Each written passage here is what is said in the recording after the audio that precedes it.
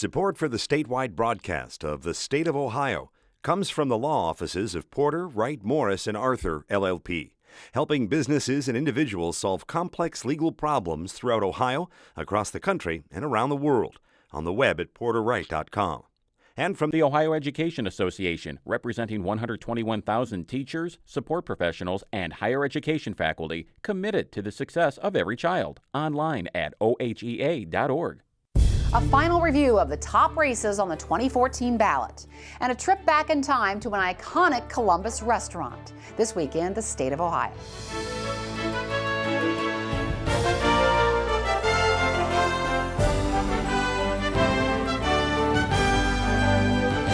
Over the last 2 months, I've talked with 9 of the 10 major party candidates for the 5 statewide executive offices on the 2014 ballot.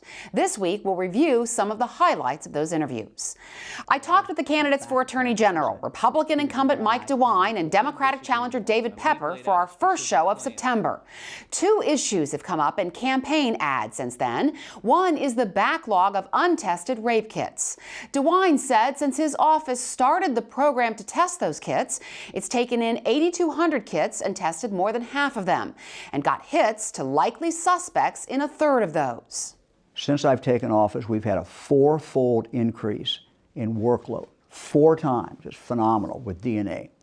We've taken that backlog from 125 days down to an average of 22 or 23 days, and we can turn a case around in 24 hours, and we tell the police that. But Pepper said if more kits and resources were shared with crime labs around the state, the backlog could be handled more quickly. Right now, he's only able to test 300 a month. So I give him credit for beginning the testing, but I don't give him credit for not managing this process well. It's taking far too long. We know that it's working, so let's speed it up. Pepper has been on the offensive for most of this campaign. He accuses DeWine of rewarding donors who've given millions to his campaign and to the Republican Party with lucrative debt collection contracts, often by rigging bids and fudging business records. This is the office in Ohio, more than any other, that's supposed to be cracking down on corruption and calling out pay-to-play and demanding higher integrity in government. And it's breaking all the rules. DeWine said those charges are totally irresponsible and that his office is following the law. There's no secret about who gets business. There's no secret about who gives money. That's all published. There's no way that anybody giving money to my campaign any more than it would for anybody else that impacts what people get business. The second show of September featured the candidates for Secretary of State, Republican incumbent John Husted and Democratic challenger Nina Turner. Both have simple statements about voting. Husted said it should be easy to vote and hard to cheat, and Turner said it should be simple, accessible, and secure. They agree that the redrawing of lawmakers' district lines has created gridlock and hyper-partisanship, and they agree there's no need for a strict voter photo ID law. But that's about all they agree on. They disagree strongly on rulings on early voting. Husted fought against a court ruling that preserved the so-called Golden Week and threw out his order for uniform voting hours and days. That's not equal protection. That's not treating voters fairly and equally. It has the potential to create a very unfair playing field, something that we tried to get away from. The goal for me is to make sure that all voters vote by the same set of rules in Ohio during the same hours, during the same days. That's what I'm after. Husted appealed that ruling and won. Turner said Husted spent about $400,000 on legal battles over voting laws, and she said she would not feel compelled to defend laws that she felt were wrong. Yes, I have to uphold the laws, but I would certainly, any law that was proposed by legislators, and being one of them right now, and I have relationships across the aisle, I would lobby the legislature to see it from a different angle. I believe it would be my obligation as a chief elections officer that any laws that are introduced and voted upon that take away access to the ballot box, that I need to speak up and speak out. And Mr. Husted has not done that. Turner supports a Democratic push for a voters' Bill of Rights in the Ohio Constitution.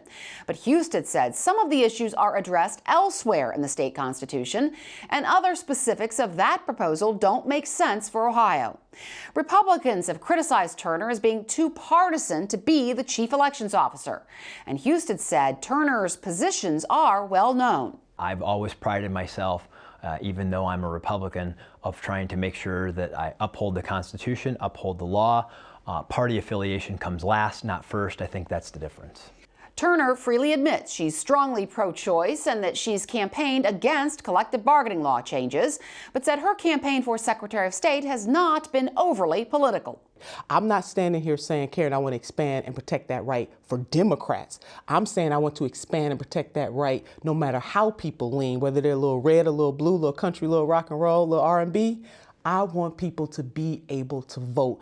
The third week of September, I talked with the candidates for Auditor of State, Republican incumbent David Yost and Democratic challenger John Patrick Carney. Neither Yost nor Carney is a certified public accountant. In fact, they're both lawyers. And both have concerns about Jobs Ohio.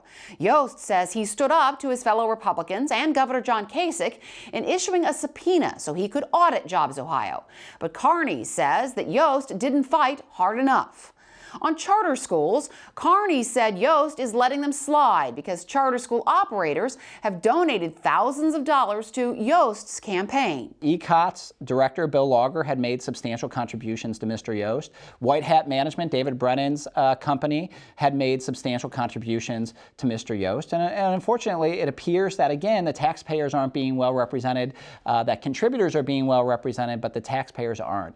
But Yost said he's been more aggressive on charter schools than any auditor in history, and that half the audits saying the state should be paid back have been against charter schools. Over half of the findings for recovery that my office has issued in the last 4 years have been against charter schools. Every charter school already gets an audit. So this notion that we're not working on it is just flat out not even remotely close to the facts.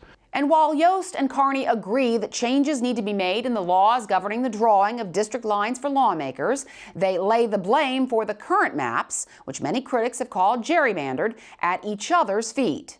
Yost said Democrats, including Carney, could have changed the rules in 2010, but gambled that they would retain control of the House. The Democratic caucus, of which my opponent was a part, made the cold, calculated decision that in 2010, they were going to hold on to political power. They were going to run the apportionment board. So they killed reform in the cradle.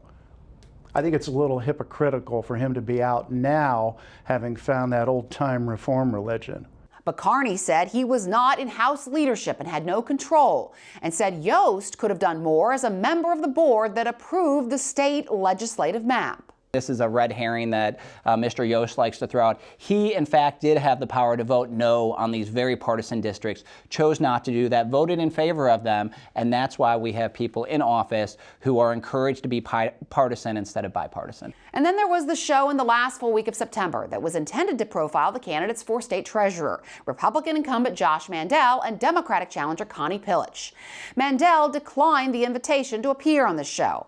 But Pillich took the opportunity, saying her opponent has been more focused on his political career than on the treasurer's office. Mandel and Pillich both have military backgrounds, Mandel in the Marines and Pillich in the Air Force. And both are lawyers, though Pillich also has an MBA. Mandel said in one of his few interviews before the editorial board of the Plain Dealer and the Northeast Ohio Media Group that the state's financial ranking, which he never specifically defines, went from 43rd in the country to 7th under his leadership. But Pillich said those numbers are from studies that don't have anything to do with one another. Josh might as well have come in here and said, well, we used to have 43 apples, now we have 7 oranges. Look at the improvement. If I'd have made that kind of analysis in business school, I would have been laughed out of the building. He's terrific at citing numbers that have nothing to do with the treasurer's office or anything he did. Mandel has been asked repeatedly about wealthy businessman Ben Suarez, who was acquitted of illegal campaign contributions to Mandel. Mandel was never accused in the case, but admits that he met Suarez at Suarez's North Canton home, though he says he doesn't remember what was discussed. Mandel told the Plain Dealer editorial board that his office did send a letter to officials in California because he was concerned about jobs at Suarez's company, but that nothing improper or illegal was done. But Pillich said she's not so sure. One does wonder how he could not remember a meeting with a man who generated $100,000 to his campaign that led to an FBI investigation, a criminal indictment, trial, and conviction, and he had to return the money. And it was the subject of much press for months and months and months. It's a little surprising that he can't remember, but his motivations are his. And finally, in October, the major party candidates for governor sat down for extended one-on-one interviews. Democratic candidate Ed Fitzgerald was the guest for the first show in October. And for a candidate who has been behind by double digits in the polls, who's had several controversial missteps, and whose fundraising has been dismal, he did sound, indeed, like he was continuing a full-on charge against Republican incumbent John Kasich. Fitzgerald said Kasich has cut money to schools while demanding more of them, such as with the third-grade reading guarantee. He slammed Kasich for raising sales and property taxes, and for his tax cuts that Fitzgerald says favor the wealthy. But Fitzgerald said it's not part of his plan to take those back. But like Kasich, Fitzgerald said he would not release a specific financial blueprint that he would promise to follow to the letter. What I don't think you have a responsibility to do as governor is a candidate for governor is to release an entire alternative budget. What I do think you should tell voters is these are going to be my top priorities. And to me, that's restoring local government funding and making more of an investment in education. And I think we can do that under our current tax structure. So you're saying you would not need a tax increase and you wouldn't necessarily need to pull back on the tax cuts that the Kasich administration has put in place? My hope is that we would never have to do that, because my preference is always that if a tax increase has to be done, it's absolutely as a last resort. And again, I've been successful 7 years in a row doing that, and I hope I could be as governor too. Fitzgerald blasted Jobs Ohio as an underreported scandal and said Kasich's promises on jobs have not been kept because Ohio's job creation is below the national average. But while he said he would prefer the traditional model of an accountable public agency for economic development, he said he's not sure he would dismantle Jobs Ohio.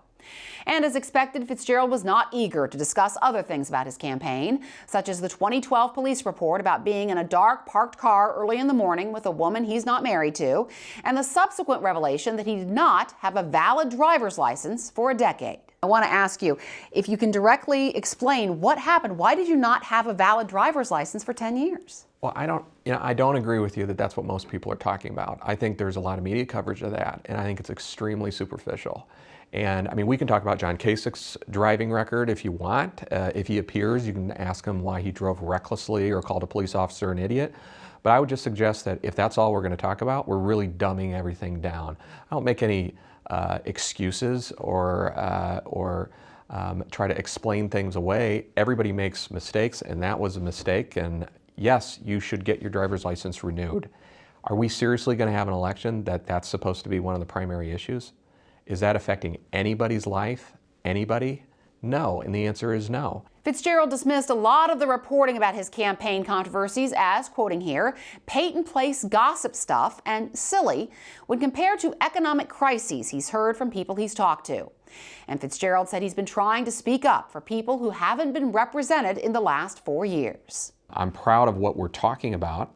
I think it's going to be difficult because the advantage that Governor Kasich has is primarily money. That's the advantage. That's the difference. And they're running a very well-funded campaign, in part because they've taken state policy and they've put it up for sale to the highest bidder, and that has helped them raise campaign funds. So I think it's tough, but I can tell you that I'm constantly in touch with volunteers around the state. They're very motivated as they're going door to door and talking to voters. They're getting very good response.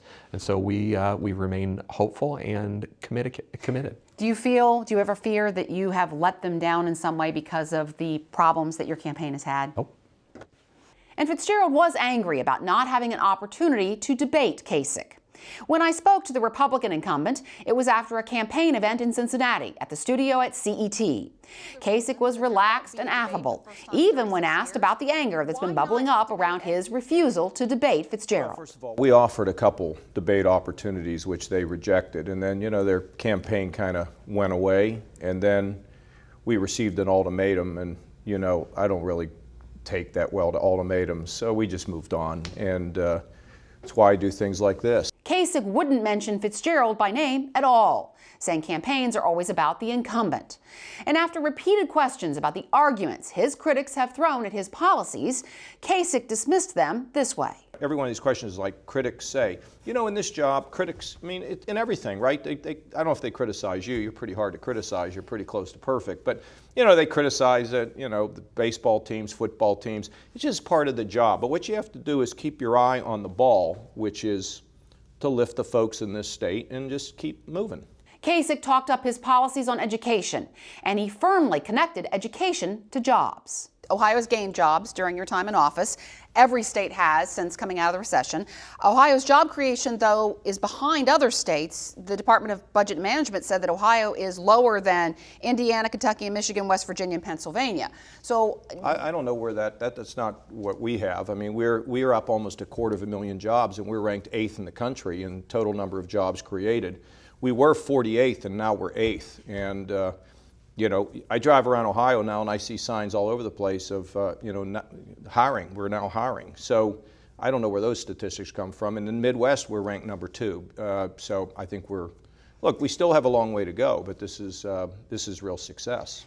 And Kasich said Ohioans' wages are growing faster than the national average.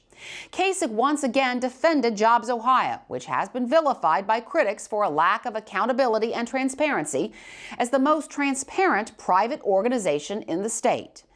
Kasich defended his tax changes by noting that he has added an earned income tax credit and raised the personal deduction for low-income taxpayers.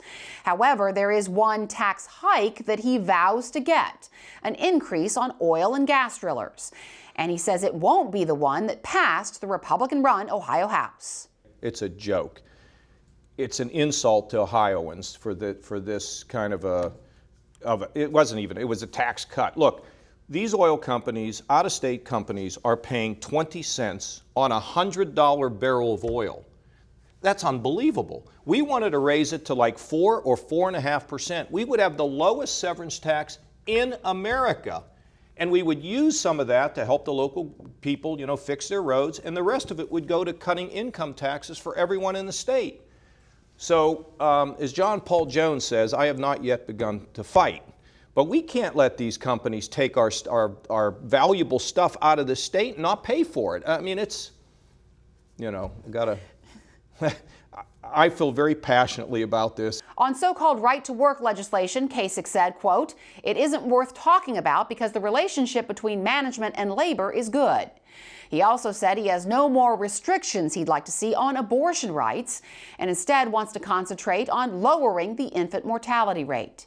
And Kasich said he not only supports so-called traditional marriage, but hints that he'd oppose an effort to overturn the state's ban on same-sex marriage if it comes to the ballot. And as for the 2016 ballot, Kasich said the presidential rumors flatter him, but he said he doesn't figure he'll be moving out of Ohio.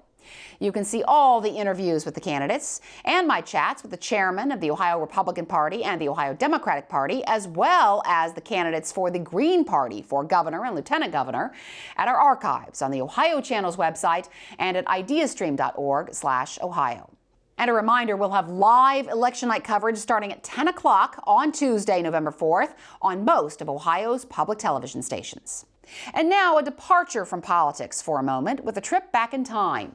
Many people in central Ohio, and in fact across the country, fondly remember the Kahiki Supper Club, a Columbus landmark for nearly 40 years. It's been gone for 14 years, demolished not long after it was closed in 2000. But memories of that restaurant, with its waitresses in grass skirts, torches lit with actual fire, aquariums on the walls, tropical birds, its fountain in the foyer, and the Polynesian-looking huts over sections of the dining area are still fresh in many minds and live on in many people's pictures of milestones such as anniversaries, birthday parties, and other events celebrated at the Kahiki. I talked with two of the authors of the new book, The Kahiki Supper Club, A Polynesian Paradise in Columbus, David Myers and his daughter Elise Myers-Walker. They've written several historical books, including one about the Ohio Penitentiary, the old Ohio Pen. Myers says the idea for this book came when Jeff Chenault and Doug Motz, who joined them in co-authoring this book, urged them to write it. It was then I really started to appreciate the fact that there's this whole tiki culture out there that's not only national but worldwide, and that for them the Kahiki is the primary icon of tiki culture. And I became convinced through looking at web pages things that not only could we write this book that would appeal locally, but there's a national interest in it as well. And if we look at sales so far, we can see that. And I think you hit on it when you said that it's somewhat long gone and a lot of people don't remember it. With this book, with our Lazarus book, and then with our previous book on the Ohio Pen, I'm amazed. I remember all three of these, even though I was very young, but I'm amazed that we'll be out talking to people and they'll go, oh, that was here? I had no idea we ever had anything even remotely like Lazarus, the Kahiki, the Pen, any of those long gone institutions. And so that's part of it, is we want there to be a record of it since the buildings are gone. This was a unique restaurant in many ways. It cost $1 million to build back in 1961, which was a huge amount of money. It was one of the first restaurants to open with a tiki theme. Hawaii became a state in 1959. This opened in 1961, so it was a really interesting time. There were books, songs, poems written about this. There are items from the Kahiki that are in the Ohio Historical Society, which is fascinating to me. So what happened to it that it ended up getting torn down and made way for a chain drugstore? I mean, was it the location, the theme, the whole cycle of nostalgia? Was it? Well, with restaurants, it's always location, location, location. And they couldn't really move it very easily. This building was huge. It had room for 500 guests. It was 20,000 square feet, right? Right. And they built it in the heyday of that particular neighborhood with Town and Country country shopping center and the Desert Inn across the street. There were a lot of social activity going on there, and they could take advantage of that. And later on, the Desert Inn became the Playboy Club. So that was a destination part of town. Well, unfortunately, it started to decline rather precipitously. And the Kahiki, being a huge structure that was built primarily out of wood, it required a lot of upkeep, and they didn't have the money to keep putting it back into it. So it was going to take some significant cash, to bring it up to standard. And at the same time, sales had flatlined. People were becoming kind of wary of the neighborhood because the buildings, the businesses around it were also declining. This was the neighborhood Whitehall on the east side of Columbus, kind of but in the middle of the area between downtown and the Outer Belt. Right, just before you get to Whitehall. And there had been some crime in the parking lot and around the restaurant, not directly related to the restaurant, but just, some theft and some break-in sort of thing. Right. I want to ask you about the pictures and all the things that are in the book here, which is one of the reasons why it's a really fun book to look at, just to see all the pictures. And for people who don't know, the Kahiki was just, it had waitresses in grass skirts. It had, torches lit with actual fire. It had flaming drinks. It had aquariums on the wall and the whole rainforest effect. It had a huge fountain in the middle and tropical birds and all this. It was just an amazing experience overall. I want to ask you, Elise, how did you get all the pictures and the information about this? This wasn't a historic building until the 90s, so there might not have been a whole lot written about it. How did you get all this information and the pictures and everything? Right. The building was later on the Register of National Historic Buildings. Kind of rare for this building since it was so modern. Normally a building has to be much older to make the registry, but because of the unique architectural aspects of the building, the decision was made to add it. And there was an application for that did include a lot of great information, description of the building, that sort of thing. As for photos, this is where we really hit the jackpot with our co-authors. Both Jeff and Doug just had huge personal collections, and then they also, being that they were involved in sort of the tiki nostalgia community, were able to, anything they didn't have, they could collect. We were also very, very lucky. We got to meet with the original owners of the Kahiki, Lee Henry and Bill Sapp. And they did not have a lot left over, but what they had, they gave us full access to. And so that was amazing. A lot of the stuff, it's not really an interesting picture, but we do have the original job application card if you wanted to work at the Kahiki. Basically, what's your name, what's your phone number, what's your shirt size? It wasn't a real in-depth application, but we got that from Lee. It was just, he had it tucked away in a file somewhere, and we said, well, we would definitely want to use this. We'll have more from this interview with David Myers and Elise Myers-Walker about their book about the Kahiki next month. And that's it for this week. For my colleagues at Ohio Public Radio and Television, thanks for watching. If you'd like to ask questions, make comments, or watch this week's show or earlier episodes, please visit our website at statenews.org or watch the Ohio Channel's website or at ideastream.org/Ohio. Remember to watch our coverage on election night live at 10 o'clock on most of Ohio's public television stations. And you can follow Joe Ingles, Andy Chow, and me on Twitter. And please join us again next time for The State of Ohio.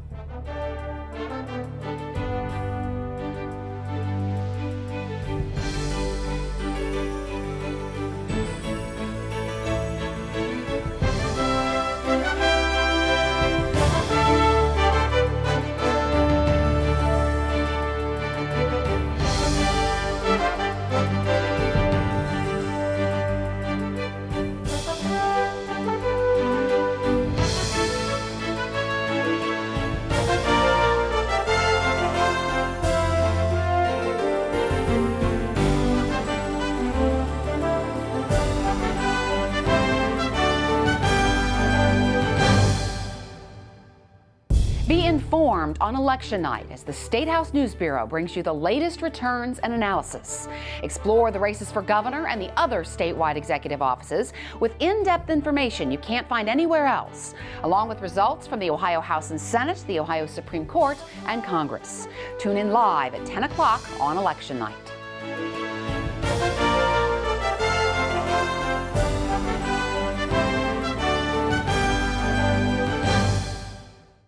Support for the statewide broadcast of the State of Ohio comes from the law offices of Porter, Wright, Morris, and Arthur, LLP, helping businesses and individuals solve complex legal problems throughout Ohio, across the country, and around the world, on the web at porterwright.com.